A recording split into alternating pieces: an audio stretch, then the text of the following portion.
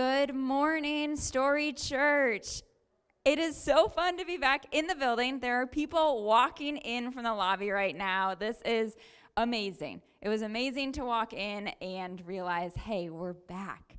My name is Brittany. If we haven't met before, it is good to see y'all here. It is good if you are joining us online. We are excited that you are still tuning in to Story Church.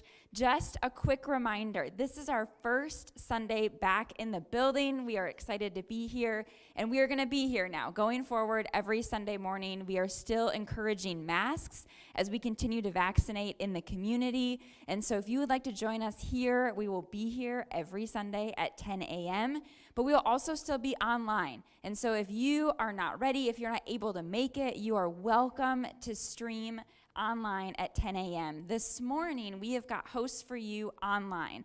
If you are joining us on Facebook, Paula is there to help you with any questions that you have or any prayer requests. She is welcome to take those. We're going to pray later in our service. And if you have joined us through our website, Mary is there to help you and to be your host. And so, like I said, we're going to pray a little bit later in the service. And so if you are online, you can just type it into the chat or let one of our hosts know, and we will pray for that. If you are here, we haven't really figured out if you're here. We need to figure that out. We're going to figure that out. You can always go online and submit it, but we'll figure out in person what we're going to do if the blog is still up or not. Yes, maybe. We're going to, we're working through the kinks, being back. Okay, the blog is there. You can go online to the blog, and there's a text code, and you can send your prayer requests there. A couple of other announcements. If you have any, what am I doing? What am I thinking? The Connect card. Thank you. We're going to do the Connect card. If you are here, there is a Connect card in the seat back pocket right in front of you. And so if you are new, if you have interest in something, if you have a prayer request, you are welcome to fill that out. And there's going to be a host at the host stand in the lobby after service that is welcome to take this and answer any questions you have, give you information about Story Church. And if you are online, there is an online version of this. If you go to storychurch.org/connect, same way to fill out this card virtually, and we will grab your information that way. For all other information, the weekly comes out every Friday in your email inbox. And so if you want to know what's going on at Story Church, the easiest way is to open up that weekly and get caught up on what's happening. So make sure you're signed up for that. The biggest thing that is happening right now at Story Church, obviously besides meeting here in person, is we are going to kick off our summer connection groups probably by the end of the month. And our connection groups are a really great way to get to know and connect with people here at Story Church over a common interest, something that y'all are interested in. And the way that we do connection groups is if you're interested in something, why not lead it? We would love for you to lead a connection group. So whether that is going to be in person or virtual, we can help you either way, indoor, outdoor. That works for us, whatever you are interested in doing. If it's a social group, if it's a study group, whatever you're interested in, let us know. If you're like, I've never led a group before, but I'm sort of interested in that idea, we'd be happy to chat with you about it and equip you. And so if you are interested in leading a group, we would love for you to sign up saying that you're interested, and we will be in touch and get those groups launched in a couple of weeks here. And that'll go just through the summer. It's like an 8 to 10 week commitment. And so it's just the summer season. If you're like, hey, I've got some time, I'd love to do this, we'd love to have you lead for the summer. And with that, I think I have managed to get all of the announcements this morning. And so we're going to continue in worship with Kyle leading us this morning. Thanks. Good morning. As Brittany said, it's great to be here in the building. It's been nice to be meeting in person outside, but it's also nice to not have to worry about weather, especially when it's blazing hot like last week or misty like today. And one of the things, too, for me as a worship leader, that's good about being in person, even though you're wearing masks, is one of my favorite things is to be able to hear people singing in the congregation as we sing together. And so you might have to project a little bit more through those masks, but it'd be great to sing together. So I invite you to stand with me as we sing.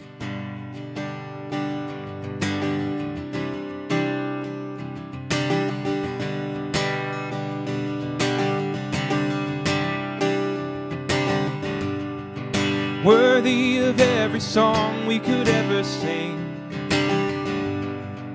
worthy of all the praise we could ever bring, worthy of every breath we could ever breathe. We live for you.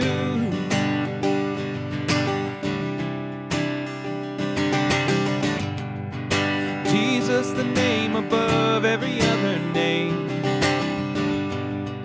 Jesus, the only one who could ever save. Worthy of every breath we could ever breathe. We live for you. Oh, we live for you. Holy, there is no one like you. There is none beside you. Open up my eyes in wonder and show me who you are, and fill me with your heart and lead me in your love to those around me. Jesus, the name above every other name. Jesus, the only one who could ever save.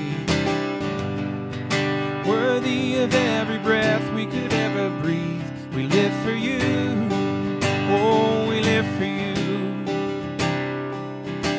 Holy, there is no one like you. There is none beside you. Open up my eyes in wonder and show me who you are, and fill me with your heart and lead me in your love to those around me.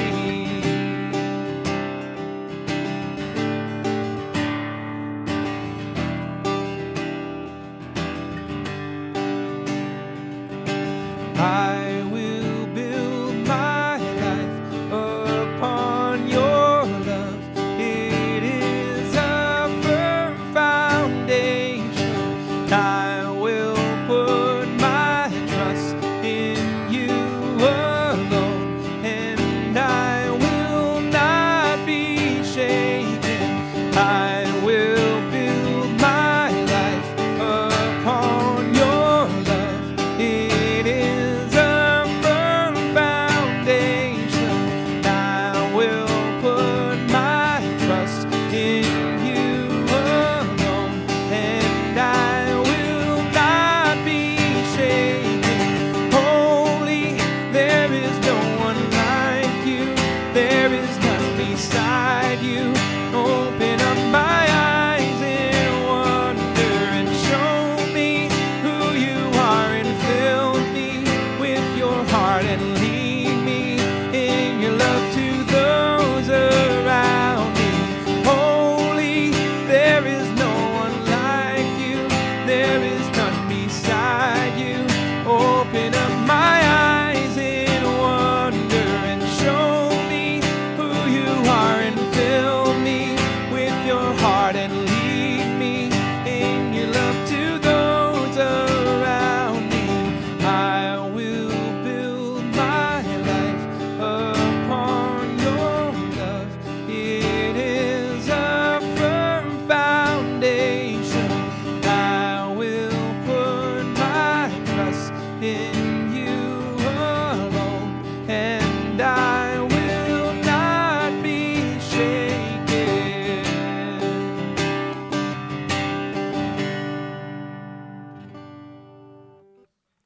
Y'all sound pretty good.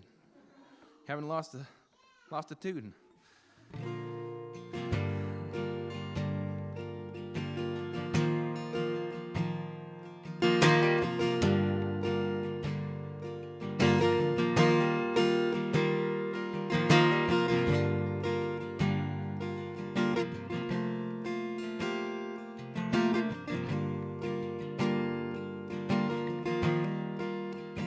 You're the God of this city. You're the King of these people. You're the Lord of this nation. You are. You're the light in this darkness. You're the hope to the hopeless. You're the peace to the restless. You are. There is no one like our God. There is no one like you, God.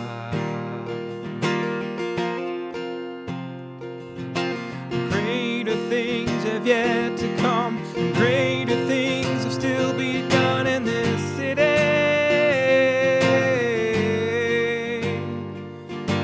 Greater things have yet to come, and greater things still to be done here.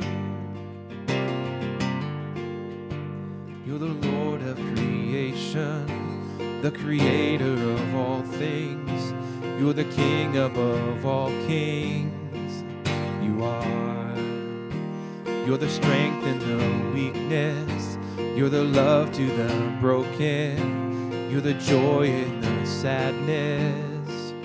You are. There is no one like our God.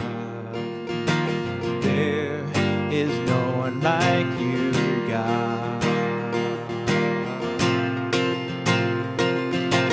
Greater things have yet to come, and greater things are still to be done in this city.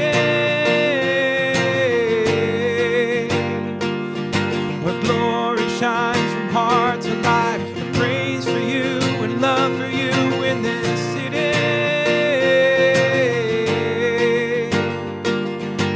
Greater things have yet to come, and greater things still to be done in this city.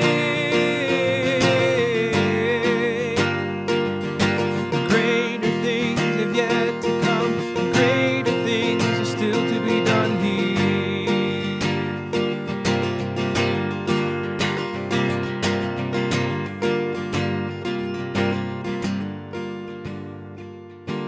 There is no one like our God. There is no one like our God. There is no one like you, God. There is no one like you, God. Greater things have yet to come, greater things are still to be done in this city. Where glory shines from heart to life, with praise for you and love for you in this city. Greater things have yet to come, and greater things still to be done in this city. Greater things have yet to come, and greater things are still to be done here.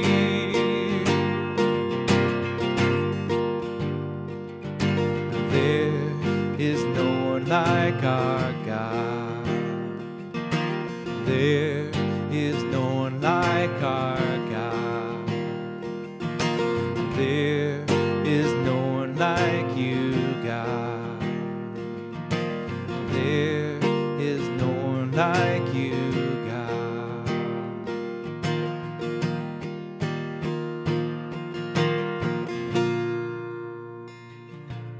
So good. So great to see you and to be singing together and singing these words. And this is what we believe today, is that we're not done, right? I mean, we took a little break. Things changed. We had to adapt and figure it out. But we believe that we have a mission. That's something that God has called us to. And that means you, where you live. That means us collectively as a community. And I'm so excited today to share a little bit more about that. And I'm excited to be able to see you as I do that. Looking at a camera lens in the back of the room is not fun. Looking at your faces, you look great. And it's so great to have you here. Welcome once again. I'm going to invite you to grab a seat. Kimmy's going to join me, and we're going to spend some time this morning praying for our community, praying for one another. Those who are watching online, you have had a chance to let us know if we can pray for you. Keep doing that. If we can pray for you, we'd love to know. If you're here, you can always let us know. Fill out a card. You can text us at the number that's available on the blog. I think the blog has last week's post there, but it's got the current phone number. So if you'd like to text us a prayer request, you can do that as well. Kimmy, I think you had something you want to share? Just a little. Just something. a little something? Isn't it cool how music can take us back to an exact time? Like that first song he sang took me back to like 2 years ago, and we were approaching going to court for Isaac and just really praying that we would get guardianship. And I could feel like the stress level rising, and we were also moving. Like we had a lot going on. It was like, you need to move. And so I knew I needed to retreat and be in stillness and silence with the Lord. So I went up to a local place here in Durham, Avila, and I just remember just singing that song, that first song that he sang. And so now when I hear it, I'm reminded of the Lord's faithfulness and how he provides. And so music is just so powerful. Yeah. And then I think of the next song, like greater things are yet to come. And it totally matches the print I bought from Target that's hanging in my room for $1. They sell like art for $1. But anyway, it says my greatest adventure is yet to come. And so it's always like God, he is the wild goose. And when we follow him, it's an adventure that you can never, ever, ever imagine. Yeah. And so those songs reminded me about a playlist I have right now. It's called Springtime. And back in February, Jeremy was an angel, and he sent me away because it was a really hard momming season. And he sent me to Montana, and they have like art therapy where you paint and massage, and it's just a place where you can be restored. And I cried most of the time, and it was just like really hard. But one of the times they had one of the ladies took us through like art, and so she was teaching us how to paint these trees, and I painted my trees, and I just felt, I was like, you know what, this needs some flowers, since I just, I put in like purple flowers.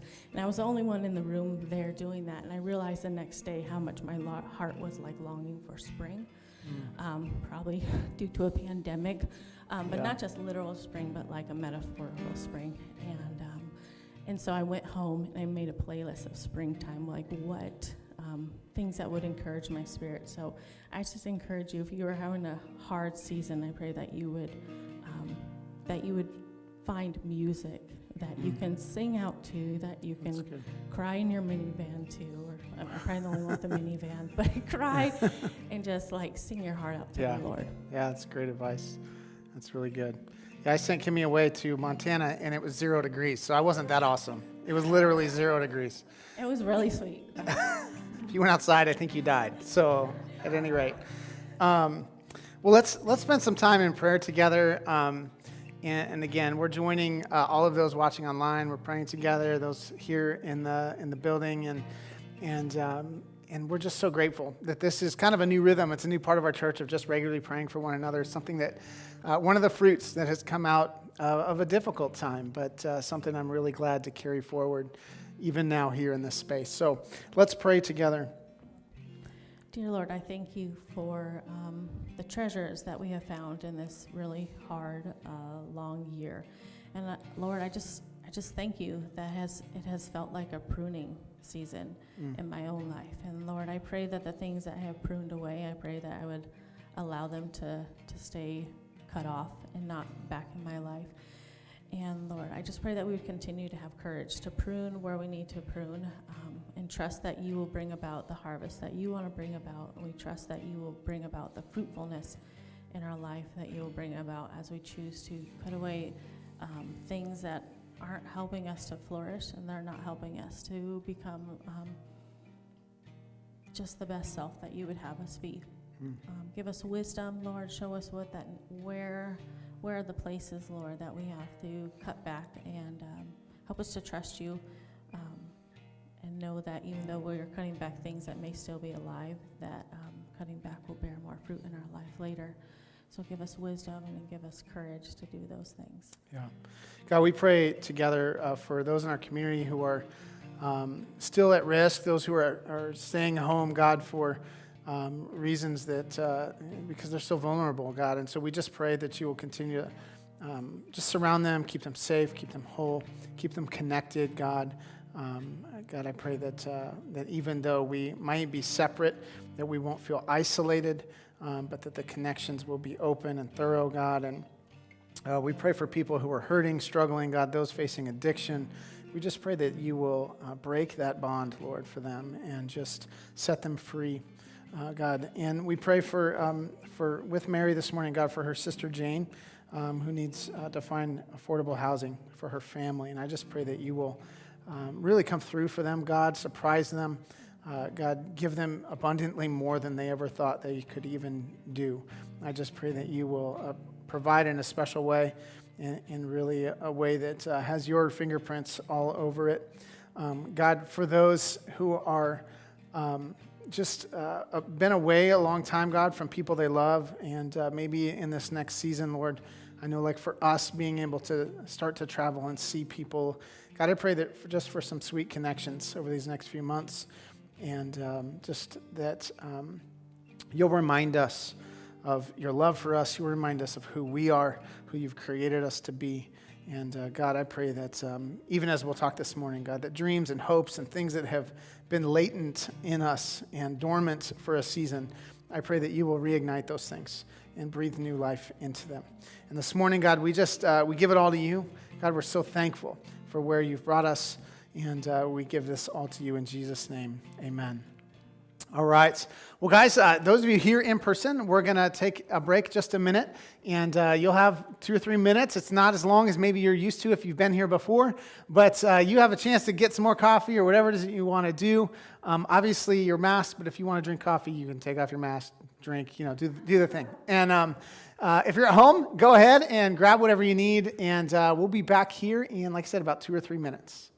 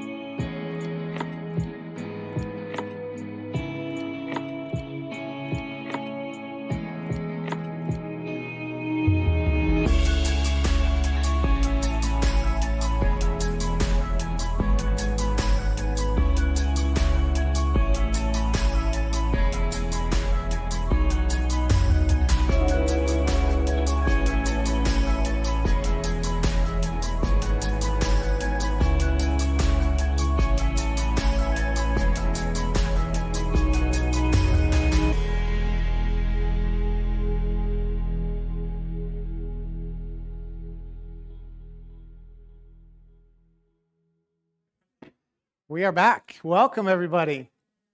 This is like you're getting a sense of what it's been like for us, except for minus all the screaming and running back and forth. When we were live streaming in this building, and none of these chairs were here, and cameras and all kinds of things were set up, and we were absolutely figuring it out as we went. So every time we went on a break, like literally, I'd be sprinting off the stage, pushing buttons, moving things, doing anything, running back over here and pretending everything was smooth and fine. And we've actually, I think, got enough help, and we've got everything dialed in enough that I'm not sprinting around this morning. So it feels really good to be here with you. Thanks for being here. If I don't know you, my name is Jeremy, and I'm super thrilled to be here in the flesh with you, or to be with you online this morning, wherever you're watching. We're so grateful for the technology that allows all of this to happen. and allowed, vaccines to happen and for us to get to this space where we feel safe enough to come together. And so we are excited to be here this morning. I've been dreaming about this day for a while, and as I imagine some of you have too, whether it's being at church or going to your favorite restaurant or whatever it may be, the return of these things feels really good, doesn't it? And the ability to go and to be a part of this. COVID took a lot from us, and it has continued to take. It's taken people that we've loved. It's taken experiences from us. It's taken moments that we took for granted that we would have, whether it's a graduation or any kind of a normal thing like that happens in our life. One of the things it took for me, and I didn't realize it until recently, is it took from me like just the ability to like dream and think about the future. I stopped doing that, and I didn't realize it until my friend John, who's over here, asked me about something, and I lost the ability to speak words. When he asked me a question about like, what are you dreaming about? I was like, I could not put a thought together because I didn't know how to do that anymore. I had lost that. I had just completely given up thinking about the future because I was just like, we just have to get through today, right? We just got to do this thing. And I was just grinding away. And as I'm sure many of you have been too. And there's some of that's really good, where we have learned to be more present. We've learned to be in these moments and maybe to cut away some of the stuff that was stealing from us time or energy or things that we don't care about. And that's all good. But I know for me, it took that from me, and I wanted it back. I didn't realize it was gone, but I wanted it back. And I wanted the ability to think about the future again and to dream about the future. And so I want to talk this morning about dreaming. I want to talk about what it looks like to kind of have this vision or this thought about the future and how to begin to see that become a reality. And here's one of the things I know is that when you've had a dream, and I don't just mean like the weird dream where, you woke up and you had like, 3 arms and something weird happened at work, and next thing you know, all your teeth fell out or whatever. I'm not talking about those psychedelic, strange dreams. I'm talking about the dreams that are birthed in your heart that you're like, man, wouldn't that be awesome if, right? Wouldn't it be great if? And those dreams are hard to share with other people because they feel, it makes us feel vulnerable. When we share that dream, it's like, man, we put it out there. So what if someone goes, man, you're crazy? Or they say, who do you think you are to dream that dream? Or they, start to poke holes in it, and it feels vulnerable to share our dreams. And that's because dreaming, I heard this quote from a pastor named Tommy Barnett from LA. He says, dreaming is an act of faith. And I believe that. I believe that when we dream something and especially when we give voice to it, we are speaking something into existence that doesn't yet exist. And there's a faith element to that. There's something in that says, I believe this could happen. I believe that we could get there. I remember it's been a while, but the men's, I think all the U.S. soccer, right? Their thing, the crowd chants together, I believe that we will win, right? And they just kind of chant this. And it's like speaking it into existence. And like most things, the women get it right first. The women do win. The men are still trying to figure out how to do that, right? But we speak it into existence. And it's like a reality thing for us. And it's so important. And I'm reminded even of like Martin Luther King Jr. and his famous I Have a Dream speech, right? When he's speaking that, it's not yet a reality, but he's giving voice to it, and just giving voice to it was enough to ignite a movement, right? That propelled people forward, and we still are working on that dream. We're still trying to get there, but that was sort of the impetus to get it flowing, was someone had a dream, and someone spoke it. And now we're chasing that thing together.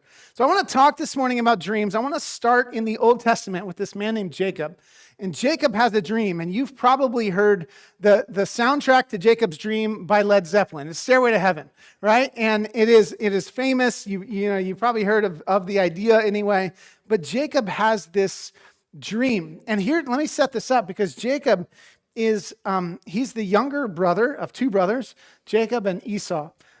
He is rightfully not supposed to be the child who gets the favor, who gets the inheritance, who gets the different things. But he and his mom do a little switcheroo on dad, and ends up basically stealing the birthright, stealing all these things, and makes his brother a little bit upset, as you can imagine, in the process. And so his brother's like, you know what? I think I just want to kill you. And so Jacob leaves. He runs, right? He's on the run. And Jacob, finds himself for the first time ever. He has been coddled by his mom forever, and now he's on the run and on his own, and he is alone. He's afraid. He realizes he's totally blown it because he was sneaky and did this thing. And so now he finds himself in this strange place, and he lays down to sleep. It says he literally grabs a rock and puts his head on it. I mean, that's how bad things are. When your pillow is a rock, that's pretty bad, right? And so he lays down, and he says he starts to sleep, and he has this dream. And in Genesis 28, verse 12, here's how the dream goes. It says he had a dream in which he saw a stairway resting on the earth with its top reaching to heaven. And the angels of God were ascending and descending on it. There above it stood the Lord, and he said, I am the Lord, the God of your father Abraham and the God of Isaac. I will give you and your descendants the land on which you are lying. Your descendants will be like the dust of the earth, and you will spread out to the west and to the east, to the north and to the south. All peoples on earth will be blessed through you and your offspring.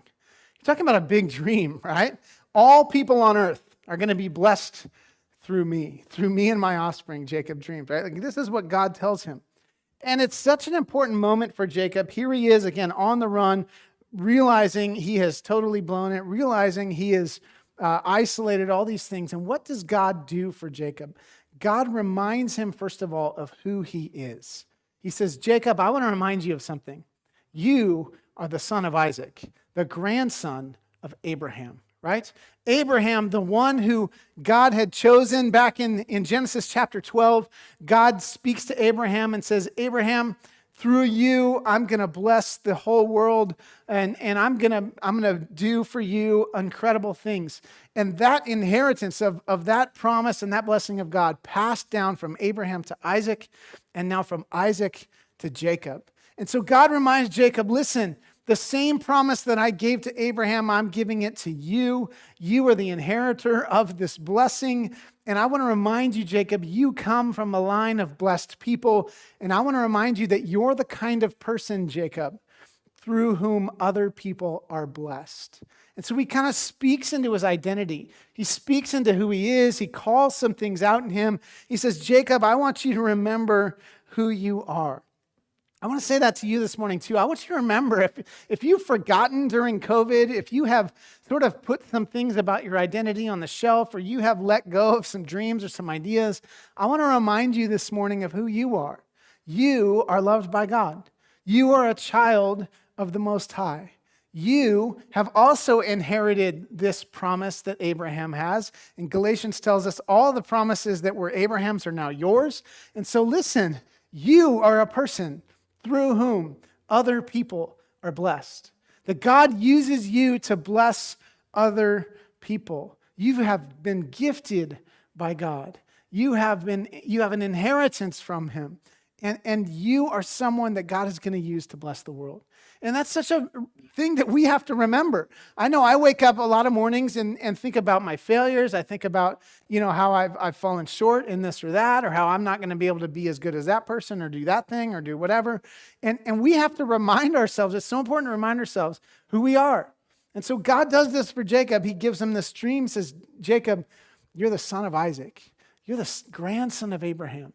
You've inherited a blessing to be a blessing to other people. This is who you are. And I know you've been thinking about how messed up you are and about how you blew it and how you stole something from your brother and all these things. But I want to remind you, Jacob, you are called. You are someone through whom I am going to bless others. So he calls us out of Jacob. But he doesn't just remind Jacob of who he is. He reminds Jacob of who God himself is, right? God reminds Jacob, this is who I am. And in verse 15, look what he says. He says, I am with you and will watch over you wherever you go. And I will bring you back to this land. I will not leave you until I have done what I promised you. God says, listen, this is who you are. You're son of Isaac, grandson of Abraham. You're the person through whom, other people are blessed. But let me tell you who I am. I'm the faithful one. I'm the one who's with you. I'm the one who will never leave you. I'm the one who is always there. I've made a promise to you. I will fulfill that promise. Like you can set your clock to me, I am going to carry through the thing that I said. And it's this reminder both for Jacob of who he is, but also of who God is. And saying, listen, don't forget. And I want to remind you this morning too, that God is this person, that God is faithful. God is good. God loves you. God has a plan for you. God has gifted you. God is with you, will never leave you, will never forsake you. This is who God is. And in case you forgot sometime during COVID about all that, or it started to get fuzzy for you, I just want to remind you who God is in your life. I think it's so important for us to remember these things. And then look at what happens next. In verse 16, Jacob wakes up. Right? And it says, when he awoke from his sleep, he thought, surely the Lord is in this place. And I was not aware of it. He was afraid. And he said, how awesome is this place? This is none other than the house of God.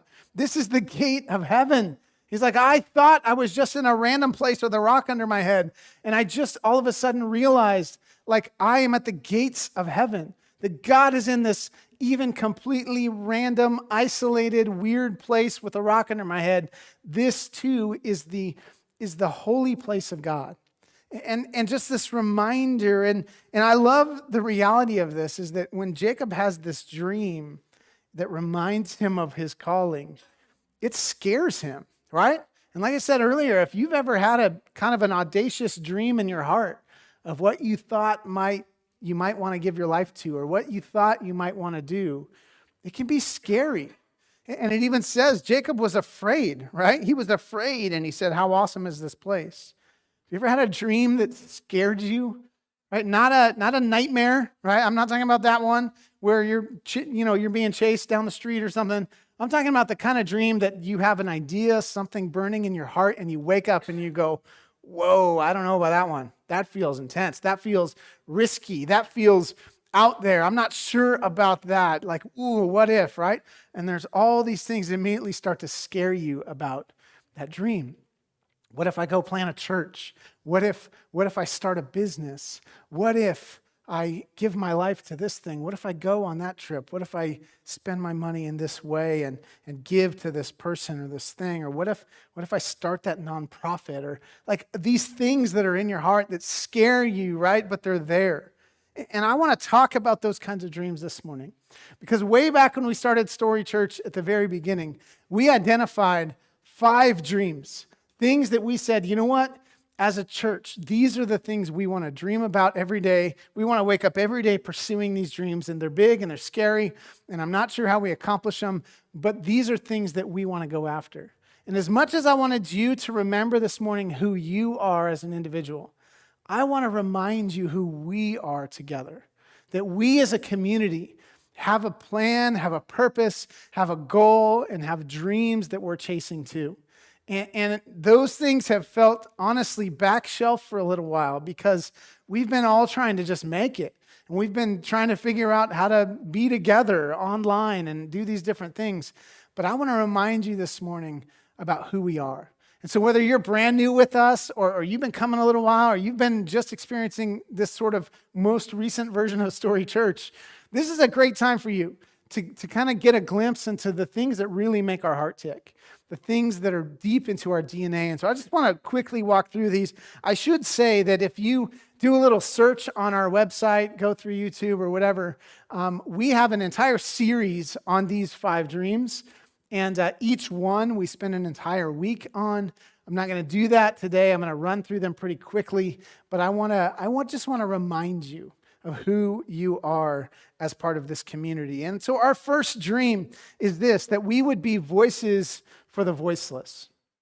Voices for the voiceless. What I mean by that is that we want to make sure that we are paying attention to the cries of the people around us, the people who are struggling, the people who are saying, hey, this system, this thing is not fair, it's not just, it's not right, whatever it is, when we're hearing that, the Bible's full of language of God hearing the cries of his people.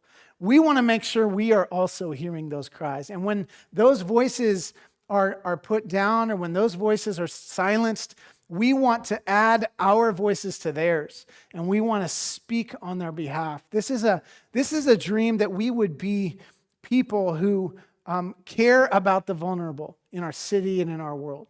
That we would say, you know what, we want to be a part of this and making sure that people aren't forgotten.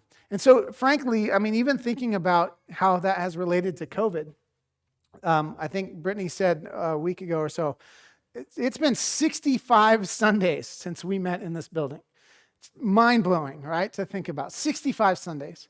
You know for a fact, I know this, that you know churches and groups and you know, clubs and all kinds of things that started gathering a long, long time ago, right? That started doing things that you know, you've heard about these things all over the place.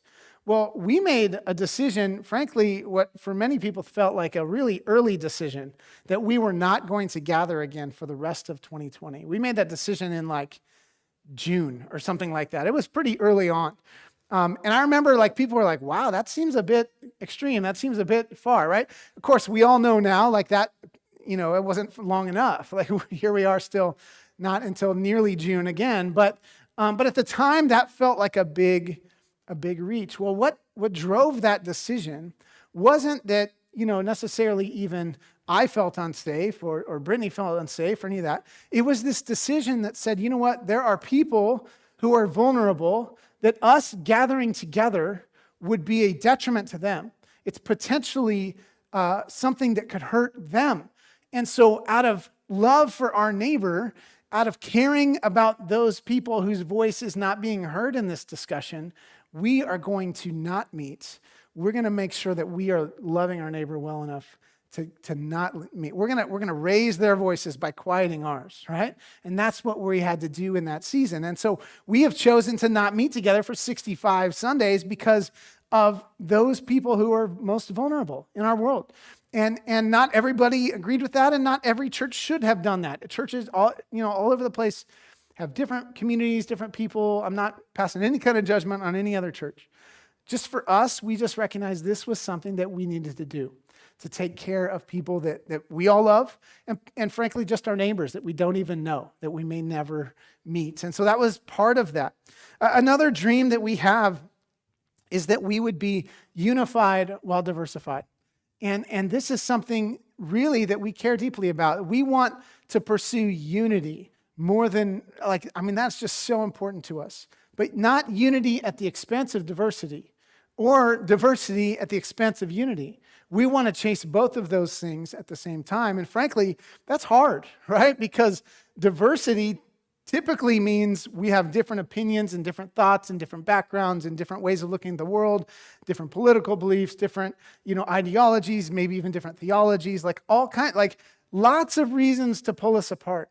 But we say, no, we want to be the kind of community that pulls people together who are different, right? That says we have a lot to learn from one another, that we can engage with one another, and we can grow with one another, and we can love one another despite our differences, or maybe even because of our differences. And so we, as a community, long to be a group that is unified but also diversified, that looks like our city. Now, frankly, I have to be honest, we have work to do here. We need to keep growing in this. We need to keep going in this way. These are not dreams that we've necessarily arrived at. These are things that are ongoing tasks for us, ongoing works in our hearts and in our lives. And that doesn't just mean getting a room that has lots of different kinds of people in it. It means actually caring about issues that affect people who are different than us, right? That we are engaged in these things, that we care about issues of justice, issues of reconciliation in our city and beyond. An issue like, even just this last week was the 1-year anniversary of the killing of George Floyd, right? And this is a case and a situation that really had incredible impact on our country, on our world. It set off huge amounts of protests. It set off all kinds of conversations, both on the systemic level and also on the personal, individual level. I know that in our church, we started having some conversations around race and race dynamics and some of the things going on there. We had several connection groups that read through books together on these issues. And because we want to grow in this, we want to do better in this. We want to make sure that not just, our conscious, racism is like put aside, but that our unconscious contributions to systems that may have created unjust systems, in our world, we want to make sure we're addressing those things too. Because if we can't just say, well, we want to be a diverse church and yet not care about issues that affect people who might look different than you and me. And so it's really engaging in these things. It's really trying to say, how can we keep growing in these things? A third dream that we have is that we would be a safe place. And what we mean by that is that we would be a place that is safe for people to come here, to be a part of our community, and to belong. No matter who they are, no matter their background, no matter where they come from, no matter their belief or unbelief, no matter of any of that. In fact, we hope that we are a place where people who are curious but sort of doubting and maybe even cynical, definitely skeptical, we want to be a place that's safe for people like that to be here, to ask questions, to poke holes, to do whatever it is that they need to do. We want to be a safe place for people who are different than us, who might have different values or beliefs, that they can come here and they don't feel singled out, they don't feel isolated, they don't feel like they have to hide who they are in order to fit in. We want to make sure that this is a safe community. And we are welcome, we welcome everybody. We really want to be a place where you belong before you believe. We talk about that all the time, is that belonging is a gateway to everything else.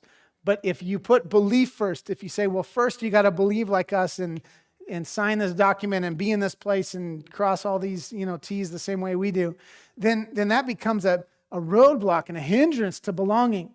But if we say, no, you belong and we love you and we care for you and we're going to do everything we can to come alongside you and love you and be a part of your life, then we believe that opens doors to belief and ultimately to becoming all that God would have us be. So this is a dream for us, that we would be a safe place. A fourth dream is this, that we would be radically generous. We want to be known as a community of givers. We want people in our community to know that church blesses this city. We want people in our church to know that if they have needs, that we will do our best to meet those needs. We want to be radically generous because generosity opens up hearts. It opens conversation. It opens doors that may be closed otherwise. Generosity is such a valuable tool that we have at our disposal. And this means generous not just with money. It means generous with our time.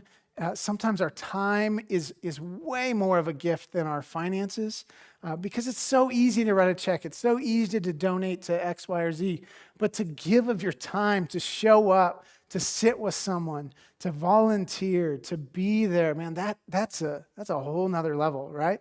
I have oftentimes wondered about even some of the trips that we've done where we have gone, overseas to put in a well or something like that as a community, which we've done many, many times. I've often wrestled, man, it costs so much to get there. It's like so much involved in it. But one of the things that keeps saying, you know what, this is, it's still messy for me, but it's still worth doing, because every time when I talk to people there, they're extremely grateful for the water and all of that, but they are blown away that we would come and be there with them and get to know them and be in their lives and be in their community. And so, yeah, there are things we have to wrestle through and figure out and make sure resource-wise that we're doing things in a good way, that we're not just coming in as saviors and then leaving, and all those dynamics that go with helping people. But being present, we can't get past that. That's a generous thing to do. And it's something that we're committed to. And something that I am frankly like pretty excited about right now in my life is the thought of us as a church learning to be generous with what God has given us. And that is land and a building. And we have these resources that sit here, frankly, empty for most of the week, with the exception of an hour here or 2 hours there of a group. But most of the time, it's empty. And so the question that I'm really starting to wrestle through is, how do we leverage what God has put in our hands to be generous to our community? Is there something we could do that the houses around here, the neighborhoods right around us would look at this space and go, wow, that's an addition to our community. That has made our community better. And so I'm really starting to pray through and look through what it would look like to expand, whether it's playgrounds or add basketball courts or other outdoor facilities that people can use, all the way to actually saying, what would we do with our building if we could do anything with it? Is there something we could do with our building that would make it more accessible to people Monday through Friday, and something that would be a gift and something that would be a benefit to our community? So everything from starting some form of small business here that blesses the community, like a coffee shop or something like that, all the way to some kind of a community center or after school programs or any number of things that are possibilities for us. And so we're dreaming about that, and we're thinking about what could we do that would be generous to our community in that sense.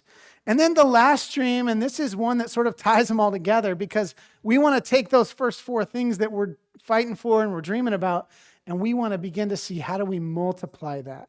How do we multiply that in multiple places, around here? Is there a way that both in each of us that we carry these dreams and these values out to our circles and our places of influence, but also, is there a way that we can take this community and replicate it in other places? And that's where we start to talk about both things where we partner with organizations to plant churches or campuses in other places, but all the way down to now where we're at finally after 10, 11 years to say, how can we multiply what we are doing specifically by launching another campus of Story Church?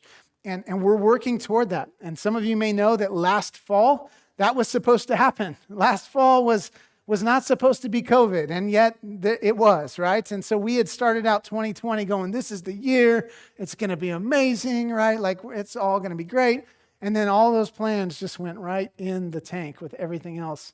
And so here we are again, another spring, kind of looking forward, and man, who knows what the world brings to us, but if everything goes the way we hope, that this fall we're going to launch a second campus of Story Church in Chatham County, and Brittany will lead that, and we're so excited about that.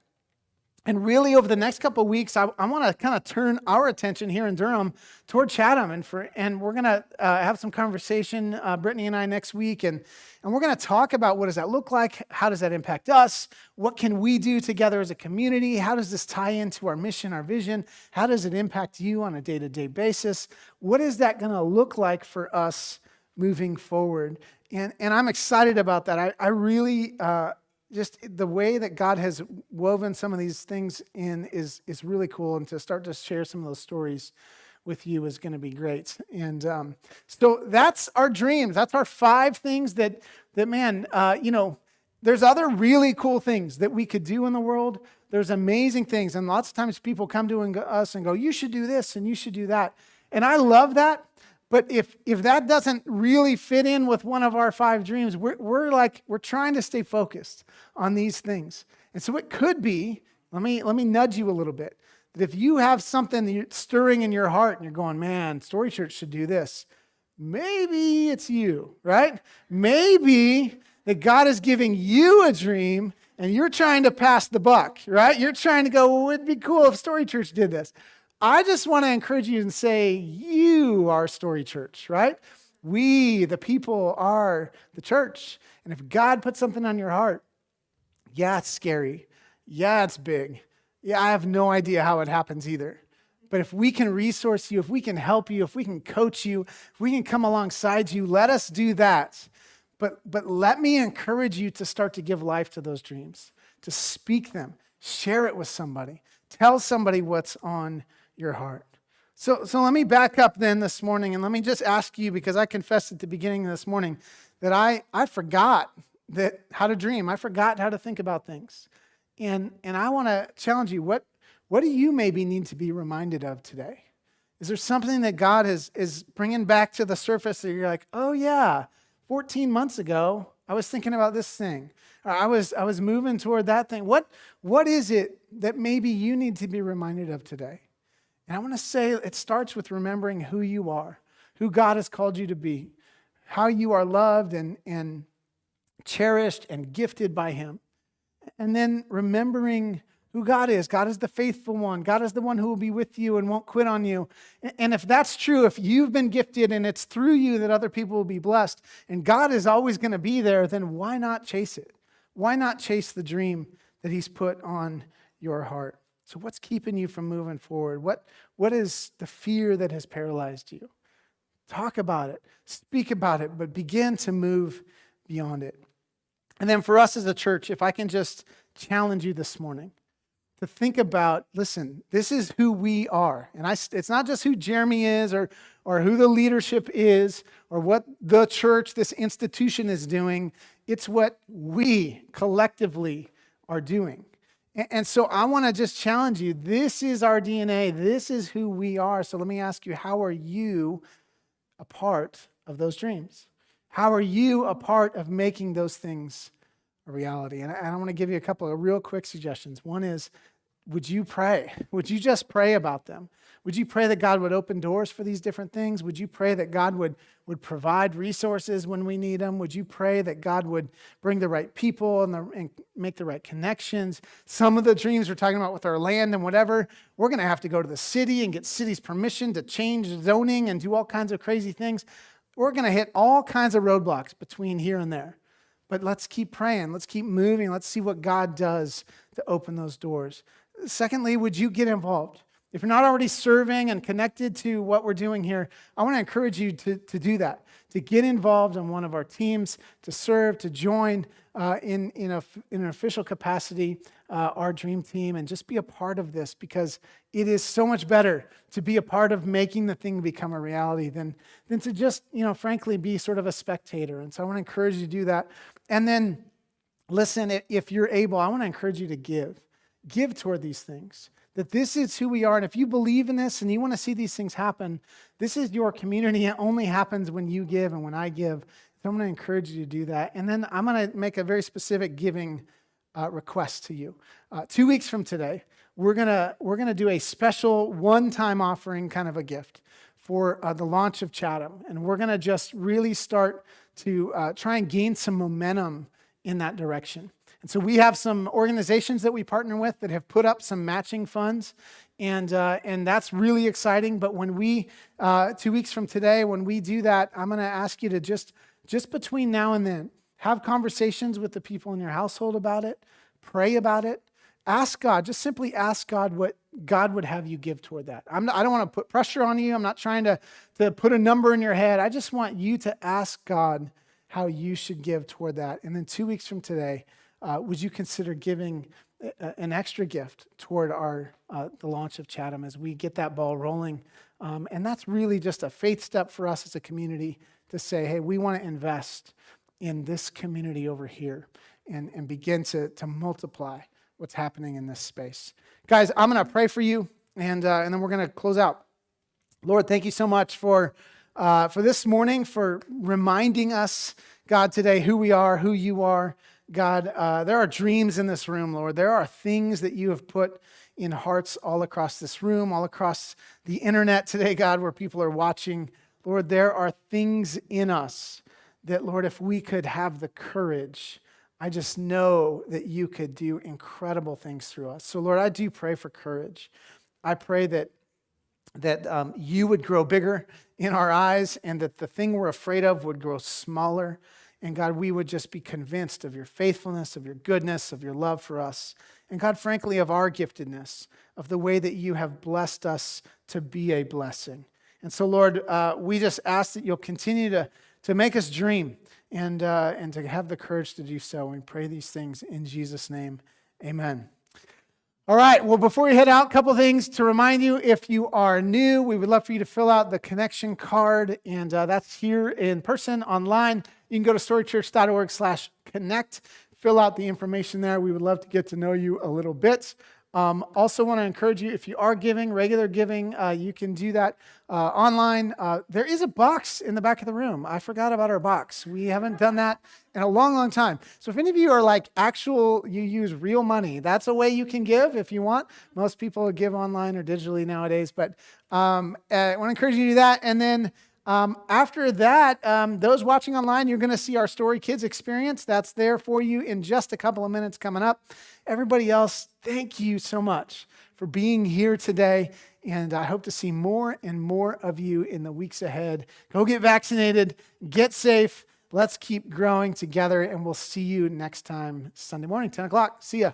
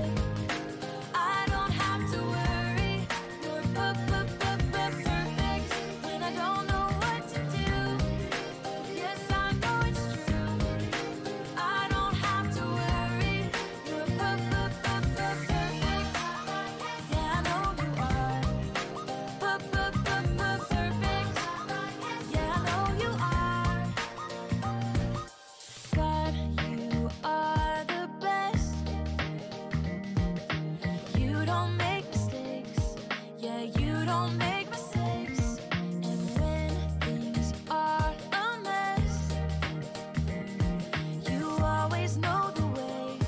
You always know the way.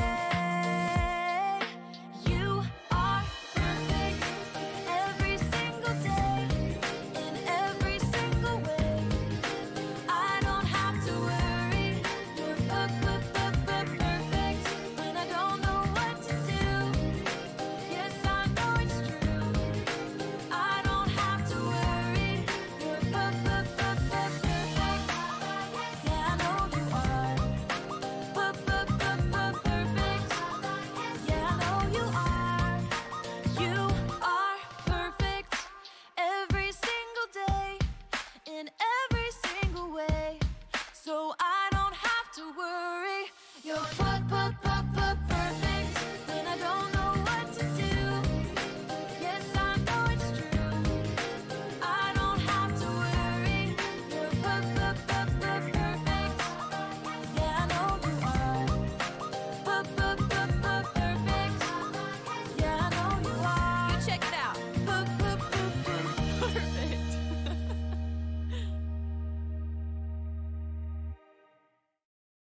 Who know what time it is? It's time to hear a story full of wonder. There's so much fun we'll have learning together. So let's go down to the clubhouse with Ollie and his friends. Let's go down to the clubhouse where wonder never ends at the Wonder Clubhouse. At the Wonder Clubhouse.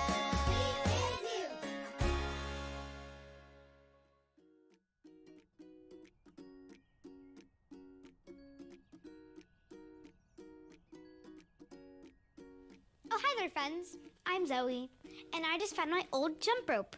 But sadly, I can't jump in it right now because I have a cast. But I love that I get to jump in so many different ways. I could jump like kangaroo, or a frog, ribbit, ribbit, ribbit, or a grasshopper. It's so fun jumping in so many different ways. Ho! It's Ollie. Hello, Zoe.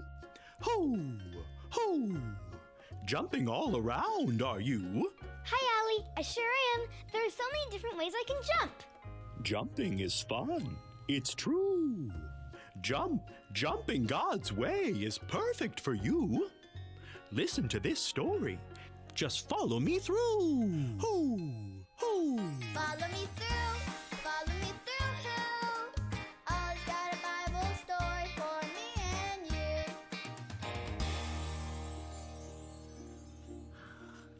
you. There we go. Hola, friends. I'm Luis, the handyman. I'm just making sure this is ready for my niece. She's getting a new frog tomorrow, and we don't want it to be able to jump away. See? It's all done. It's perfect. Perfect. That reminds me of our story today. Do you want to help me build it? Great! Let's put it on the story fence. Hammers up, little builders. Ready? Uno, dos, tres, hammer! Great job, little helpers. You can put your hammers down. Now we just need our story tools.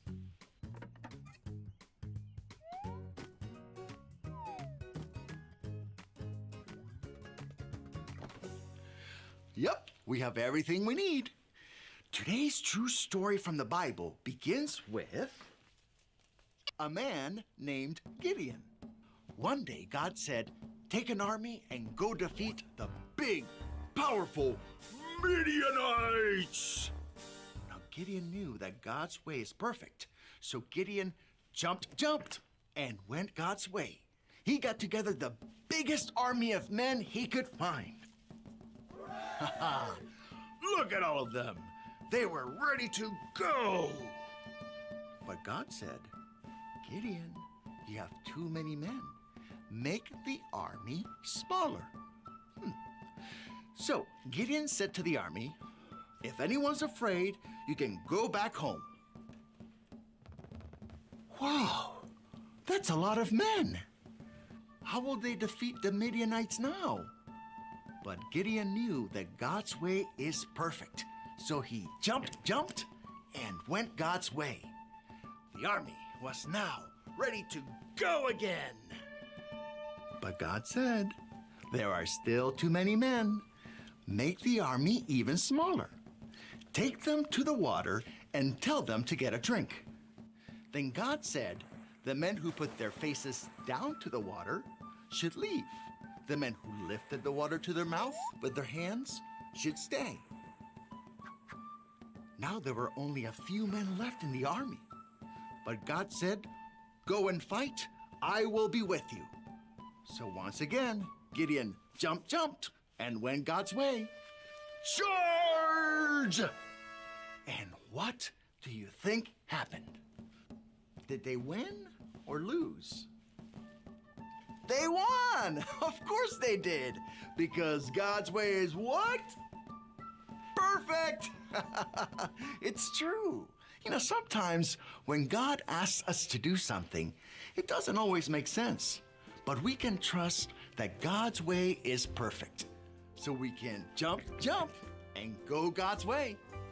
Hey there, Ollie. Tell me, whose way is perfect? God's way is perfect. Yes, it's true. Now let's hear it from you. Tell me, whose way is perfect? God's way is perfect. That's the truth, friends. You better believe it. Adios. So there's your story, and it's all true. Gideon jumped God's way, and you can too. Thanks, Ollie. Goodbye to you. Hoo, hoo. What a great story! Gideon started with a big army, and then God said, make it smaller. Gideon went God's way and won the battle. God's way is perfect. I think I got the story. Did you get it? If you did, say got it. Get it? Got it! Good! It's fun being able to do things like a frog or a kangaroo, but it's even better to do things God's way. God's way is perfect. I'm going to jump God's way. I'll see you next time. Bye!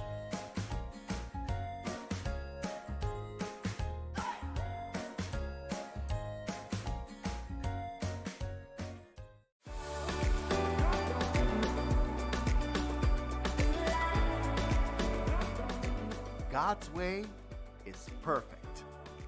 2 Samuel 22:31. God's way is perfect. 2 Samuel 22:31.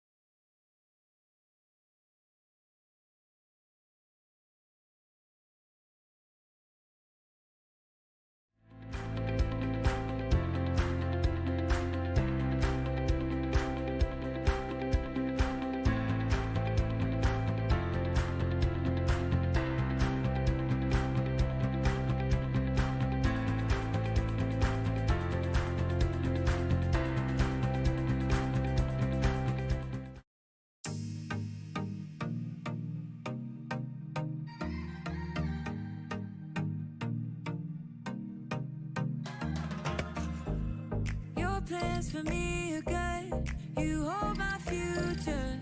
You're working all the time. You're the mountain mover. From sunrise to sunset, till the sun comes back up again. You're by my side. You started a good work in me. I know that you will complete it. You will see it through, yeah. I know that you're still working on me. And everything that you say you'll do, 'cause I believe that you are faithful.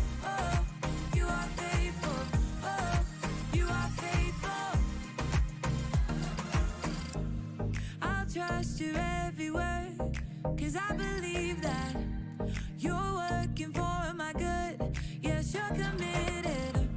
From sunrise to sunset, till the sun comes back up again, you're by my side. You started a good work in me. I know that you will complete it. You will see it through, yeah. I know that you're still working on me. And everything that you say you'll do, 'cause I believe that you are faithful, oh, you are faithful, oh, you are faithful. You are my hope, you are my future, you are the mountain mover, you are faithful. You are my hope, you are my future, you are the mountain mover, you are faithful. You started a good work in me. I know that you will complete it, you will see it through, yeah. I know that you're still working on me. And everything that you say you'll do, 'cause I believe that you are faithful, oh, you are faithful, you are faithful, oh, you are faithful, oh, you are faithful, oh, you are faithful.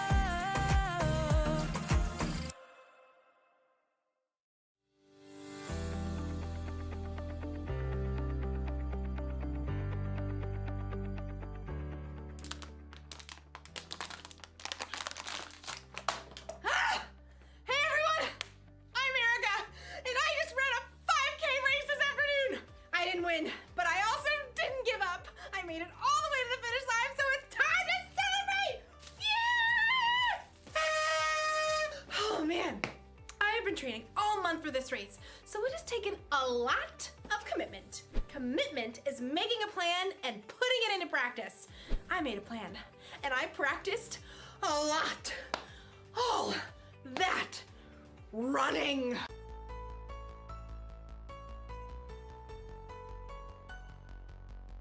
And strength training. And even training my brain. For a month, it's like training has been my life. Like, I thought about this race constantly. When I decided what to eat. Oh, when I chose how to spend my time.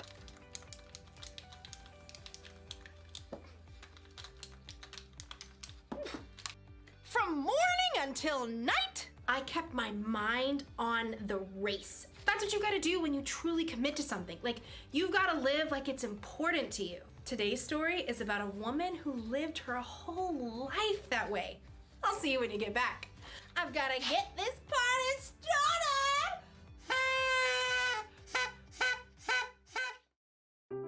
The Bible. It's 66 books of history, stories, letters, and poetry that fit together to form God's one big story. The epic adventure of how He created us and loves us so much that He made a way to rescue us.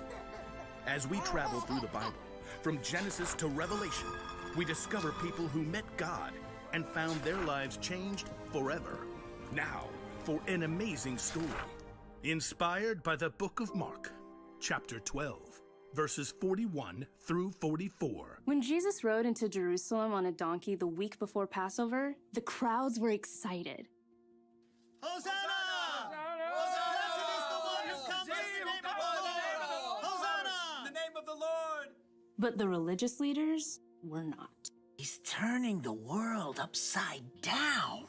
We'll have to fix that, won't we?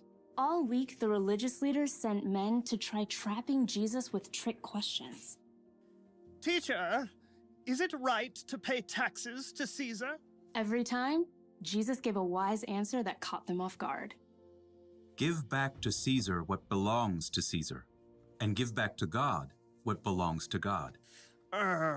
Jesus knew the religious leaders were so puffed up with pride, they didn't want people to listen to anyone else. Jesus even warned the crowds about them. Watch out for the teachers of the law. They love to have the most important seats. They take over the houses of widows. They say long prayers to show off. One afternoon, Jesus and his disciples visited the temple. They sat down to rest for a moment across from the box where people came to put money they offered to God. Perhaps the disciples, mostly poor fishermen themselves, were impressed by the rich men giving gifts. Check out his robes. I think they actually might be silk. Jesus watched the rich men dropping handfuls of gold coins into the box. He knew that, like the religious leaders, they were proud to show how important they were. Check this out, world. Money, money, money. Always sunny in a rich man's world. Even though these wealthy men were giving impressive amounts of money, Jesus knew they had so much, this was easy for them. Simply a drop in the bucket. Huh. She looks a little out of place. The next person in line clearly wasn't wealthy.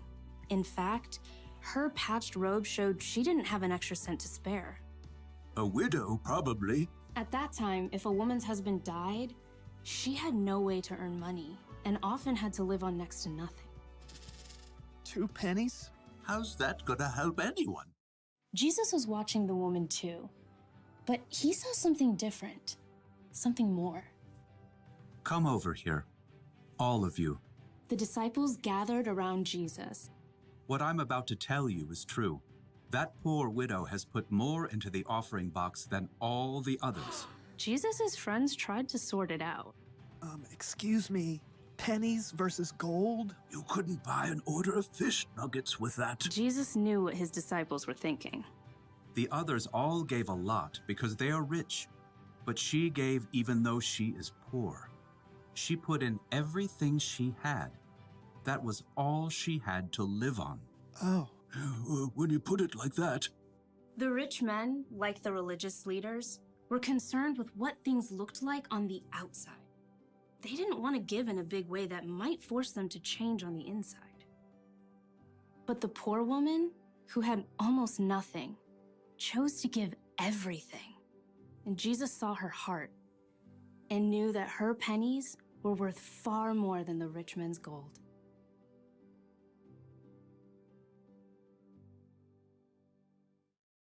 Nobody else thought a poor woman giving 2 small coins was a big deal. But Jesus saw the truth. Other people gave because they were rich. This woman gave everything she had because she was putting her trust in God. She was living for Him. And that's something to celebrate. Yeah!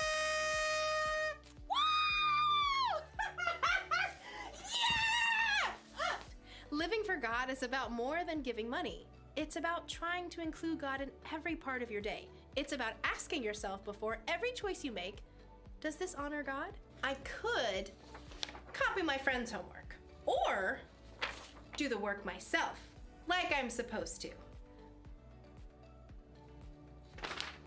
I'm gonna do the work. Or ask yourself, does what I'm about to do show love to others? My friend didn't get me anything for my birthday. Should I get even by giving her nothing? Or should I forgive her? Well, I did already wrap it. She's gonna love it. If you ask yourself those questions, it'll help keep your mind on God. It'll help you think about how Jesus lived and loved others. This probably won't become a habit overnight. That's why the one thing to remember today is this: practice living for God. The more you practice asking yourself, does this honor God? And does this show love to others? The more natural it becomes. It feels good to commit to something and stick to it. I'm glad I committed to running a 5K. I feel stronger and healthier, and between you and me, I think I'm going to start training for another one. But first, we celebrate! See you around!